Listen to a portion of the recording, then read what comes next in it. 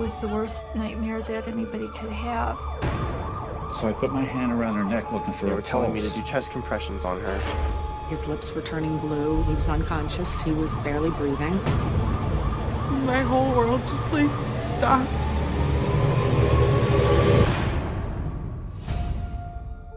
Thanks so much for being here. Well, thank you so much for having us. Congratulations on this incredibly moving and powerful film, this documentary, the characters, I don't want to refer to them as characters, the subjects that you found, the way that you cover them, and using these personal stories to sort of track what we know now as the sort of timeline for how this epidemic really started, which is with pain pills. How did you start there? What brought you to that point? That's a great question. When we started this film about 1.5 years ago, it was really the narrative around addiction and around people who had become heroin addicts or pill addicts, opioid pill addicts, was that they were bad people who were abusing good drugs that were meant for people who were in pain. And that narrative just didn't quite make sense, because what we know is that addiction is a brain disease, and that we've got to reframe the way that we're looking at it. And what we found in the course of making this documentary is that, in fact, these are good people. They are not abusing these drugs. They become addicted to these drugs. They develop the brain disease of addiction. And in fact, they're not abusing the pills that are meant for patients who are struggling with long-term pain, because what we now know is that the CDC says that long-term use of opioid pain medications is actually not effective. These medications are good for the short term, they're good for acute pain, but not for long term. You build up a tolerance generally, you need to take more and more. I think one of your subjects even says at one point she found herself taking, a month's supply of Vicodin or another pain pill like that in a couple days, right?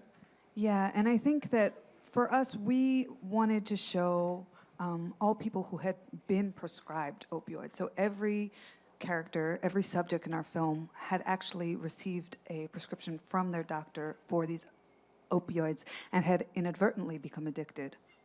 And I think what we also find in these small towns, right, is that because the prescriptions were so ubiquitous and were all around, the pills themselves, whether you're prescribed or not, become very easy to attain. And those are essentially what we refer to now, I think, incorrectly as a gateway drug, marijuana. These pills are actually the gateway drug for a lot of people in these communities, where the pills are just kind of out and about and people can experiment and play with them. And that sort of leads down this dark alley, right? Well, I think it's a good point, because what we know is that 80% of people who are currently using heroin started with a legitimate prescription from their doctor. So we have that fact point. Now, does that mean that everybody became addicted? Does it mean that everybody became dependent? Unclear, but what we know is that's where it started. Does it serve as a gateway to heroin? Absolutely. But I think what we really need to keep in mind, and what's critical to understand, is that heroin is an opioid. Yeah. These drugs are OxyContin, Vicodin, Percocet, heroin. They all are molecularly very, very similar, and they produce what are the same effects. So it's hard to even say that one is a gateway, because they're all of the same classification. They're all opioids. You start the film with marketing videos from pharmaceutical companies, and we're talking real pharmaceutical companies. Now, these aren't like minor pharmaceutical companies on the fringe. These are the big pharmaceutical companies that are marketing opioid drugs knowing that they can cause addiction problems. What has happened to these companies since that time? Has anything significant taken place to force them to reshape their thinking around opiates and how they sort of proliferate them or in communities? Not enough, unfortunately. In 2007, so this, just to give you some history, this all started around 1999. OxyContin was an extended release form of oxycodone. It's the drug where one pharmaceutical company in particular went on an aggressive marketing campaign. So that was really the beginning. So that was in 1999. And then what we know is that in the film, you see this, the pharmaceutical video from the company, it says, "We doctors were wrong. These drugs are not as addicting as we thought. In fact, less than 1% of patients who use these medicines long-term will become addicted." Well, that was wrong. And not only was it wrong, They were convicted in a criminal case. They pleaded guilty to misleading the public. Now, they were fined hundreds of millions of dollars, but it was a criminal case. And so has enough been done? No. There are guidelines that have now come out from the CDC about a year ago, but they are not mandatory. They're not mandatory? So what can you talk about what those guidelines are and how they're not, because that's wild to me. The CDC has said that opioids are not good to use long term. And in acute situations, they say 3 to 5 days and then stop taking them. Now, opioids are good medication for post-surgical pain and for end-of-life care, but they really, in most situations, you should not be using them. So these are voluntary guidelines that the CDC put out, and I think some states have enacted their own legislation about, I know New Jersey just passed a law, Rhode Island passed a law, but in many states, these are voluntary guidelines. You don't need to follow them. There are doctor education programs, but no one has to change the way they're prescribing right now. This is going to sound like a silly question, and There are no apologize silly for it. questions, you know that. But I think it was in the Super Bowl of last year we saw, and I see it on CNN all the time, and it blows my mind. It's like capitalism eating its own tail. It's a commercial of for constipation relief. Opioid-induced constipation. And it's a white working class guy working at his construction site, and who's like, He's a little embarrassed when he's talking to his doctor. apparently high on pills while working at a construction site and mad that he can't go to the bathroom. And it's an incredible piece of marketing that is out there. Isn't it extraordinary? And you might also notice that on a lot of the bus stops here in New York, at least in Manhattan, there's a picture of a snail. And the snail is meant to suggest that your intestines are moving at a snail's pace, and it's also for opioid-induced constipation. But that they were able to pay for an ad in the Super Bowl says so much about what has happened in this country. Like, let's not go after the fact that people are abusing pills. Let's make it more comfortable for them to abuse pills. It's wild to me. We know that we're in the throes of a heroin epidemic right now in this country. I think the number of overdoses in the country, the number of people who die in this country has surpassed gun violence, right? Violence and car accidents. So it's extraordinary. And the other day came out in the news, and this is really important, but every day right now, according to the latest government data, 91 people will overdose by the end of the day. But what they came out recently and said is, wait a second, that might have been a vast underestimate because the deaths are being classified. They may be mistakenly classified. So instead of writing down that the person died of an overdose, they maybe have written that they died of pneumonia or some other respiratory distress. So we actually don't really even know the numbers. And you're right. The fact that we're then talking about constipation and all sorts of other associated ailments is really crazy. So let's talk about how you found your subjects, because you have these incredible families who are vulnerable and open to the filmmaking process. So how did you go about finding them? We spoke with organizations around the country who dedicate their work to opioid addiction. And it was really amazing because oftentimes in documentary filmmaking, it can be really tough to get people to open up to. But I think that people really wanted to share their stories because this is a highly stigmatized disease. And I think everyone was just so eager to talk about it in the hopes that their story could help others who are suffering right now. And we were just floored because we kept hearing the same story over and over again throughout the country. Socioeconomic status, it doesn't matter. It's someone's prescribed something or develops a taste for it and goes to heroin or stays on pills, but ultimately is the same outcome. Doesn't matter how much money you are spending on rehab, on treatment. Oftentimes, if it's not a treatment center with medication-assisted treatment, it ends up in an overdose death as well. I think that's something that I want to add, which is really important. And if it's one thing that people take home from the film, if, God forbid, somebody has a loved one, a family member, a friend who has an opioid addiction, you might say, okay, well, we'll get them to rehab. That's what we'll do. Unfortunately, the vast majority of rehabs right now in this country do not believe in taking medication to help people in recovery. They think abstinence-based programs. that's correct. Right? Yeah. That's exactly right. And so there's this thinking, well, you're switching one opioid for another, switching one drug for another drug.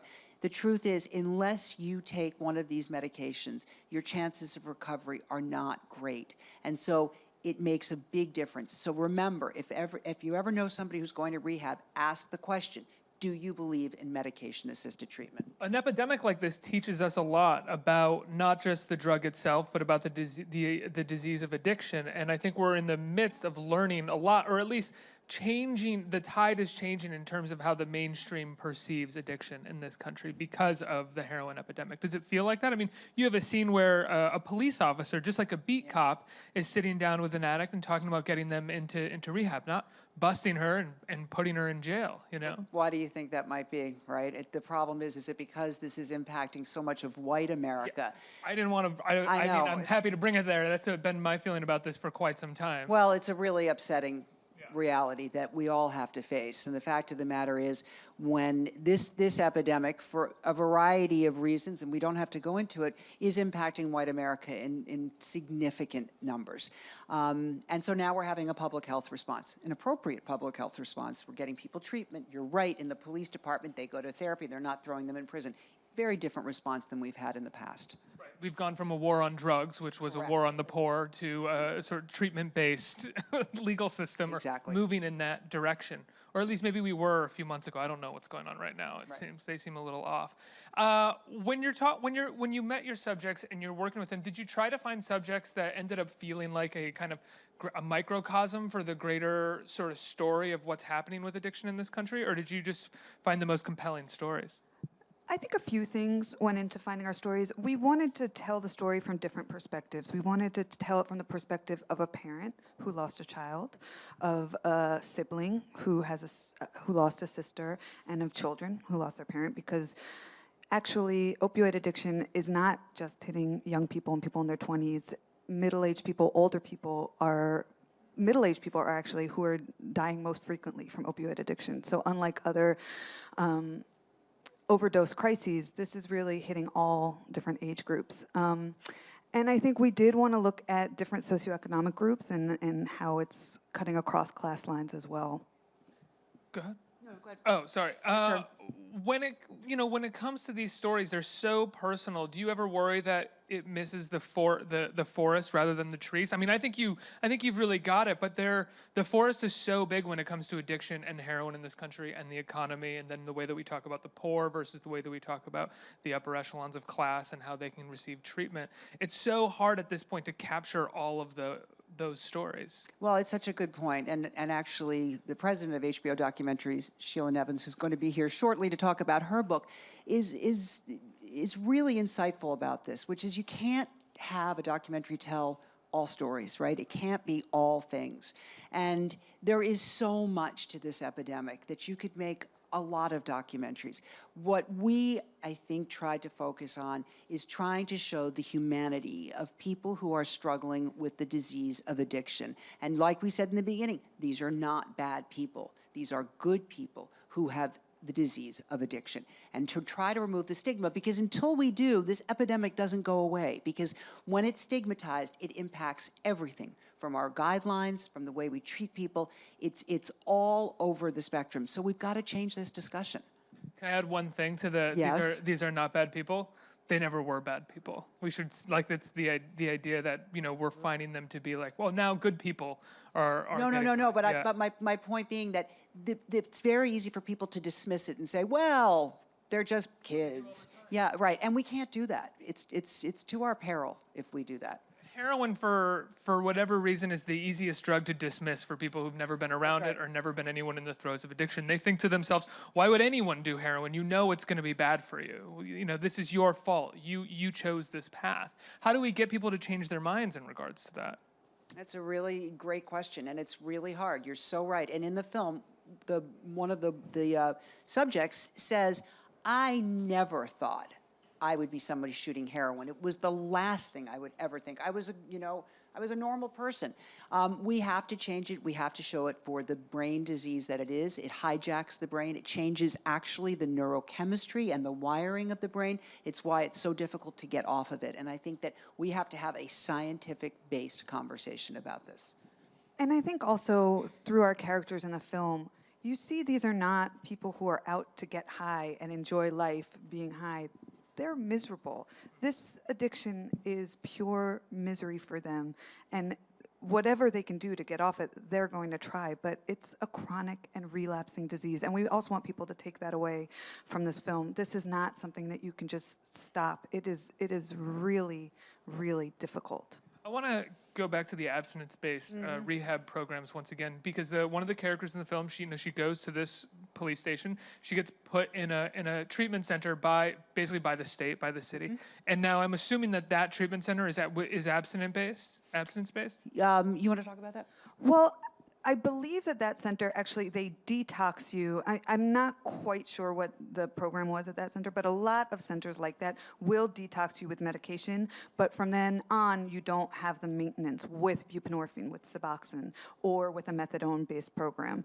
So it's a lot harder for folks to stay on. And one thing that we did find throughout is when you leave these 20 to 30-day programs, your tolerance is at nothing. And so that's when a lot of people are coming out and overdosing because they use maybe the same amount that they had been using before, even less.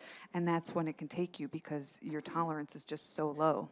I guess I'm curious what if states are responding more positively to addiction treatment, are they responding positively to non-abstinence-based addiction treatment, or is it still sort of highly stigmatized? It's still highly stigmatized. The numbers may be getting slightly better, but it is still a problem because more often than not, these rehab programs are not necessarily state-run, but no, the numbers are not good. Yeah. Let's take some questions from the audience. Who's right here? Hey, thank you for being here. What are some tips for those who want to host their own screening of this documentary? Well, it airs this evening on HBO at 10 p.m. And we also, it will be screening throughout the future on HBO Go. We also have a lot of educational materials to supplement the film that are available on hbo.com/opioids. Right, but there's also, if you want to host a screening, there's a place that you can sign up and information place that you can get more information on how to do that. What got the two of you started on this subject? What drove your interest? I had just finished a documentary for HBO about alcohol use disorder called Risky Drinking, and so the conversation was ongoing about addiction, and this was a story that was very much in the news at the time, as it still is. And as we were saying before, the narrative was just, it seemed to be off, that this was an abuse epidemic. And it's not an abuse epidemic, it's an overdose epidemic, and it's an addiction epidemic. And so kind of getting into that, we decided that we would try to make a film that would put a human face and tell people, show people what exactly was going on and who these people are, that they're us, they're our neighbors, they're our friends, and they're our family, and we have to respond in kind. And I think more and more, not even just because of documentary filmmaking, people are noticing that it is their neighbors, that it is people around them. It's tragic, but it's becoming more real for, I think, everybody in this country at this point. We also we want to make it clear, we're not bashing the doctors, we're not bashing the industry. This was a problem that was created, it was like a perfect storm. Americans were feeling that their pain wasn't being treated properly. Pharmaceutical industry had a new drug. There were just so many things that were going on at once, and it created this tornado almost. And here we are. But it's, the numbers are really, really high, and we just can't afford this as a nation. Not to mention the economic downturn in so many of the cities and towns that this addiction has sort of been grappling. Next question. Thanks for coming today. I come from a military family, and I know that veterans can often be at risk for addiction, especially from battlefield injuries and PTSD and things like that. Were you able to talk to any veterans or deal with any of that community through your film? We looked at it, and we're considering a veteran story for this film, but again, it was that's an entirely different documentary. And you are so right. It is an enormous problem, and it is a story that needs to be told.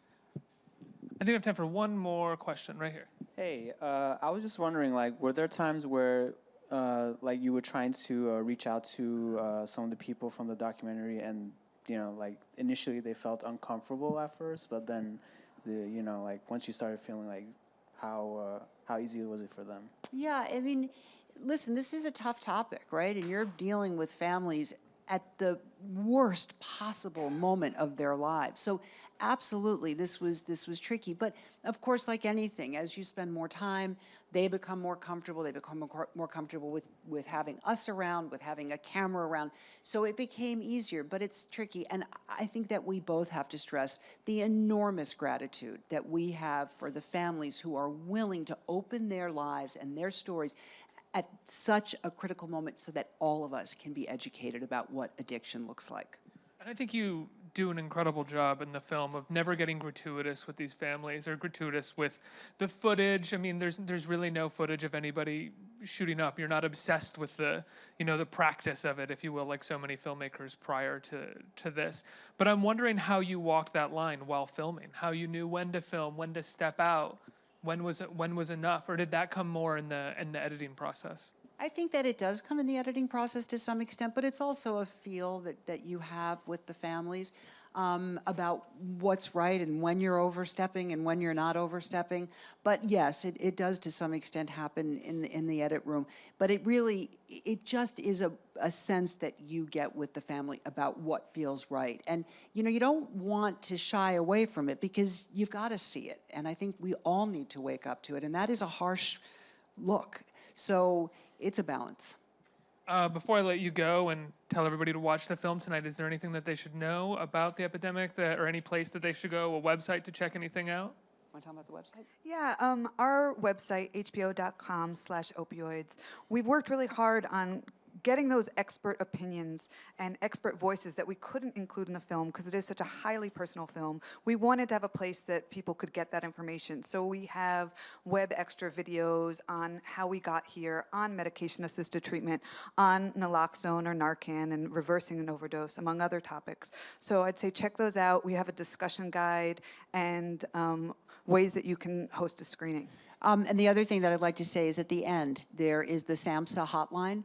Critical. So if you know somebody who's struggling, you can call there. No one's asking any questions. They're there to help you. We tried it out several times just to see how well it worked, and they do a really good job. They can direct you to treatment.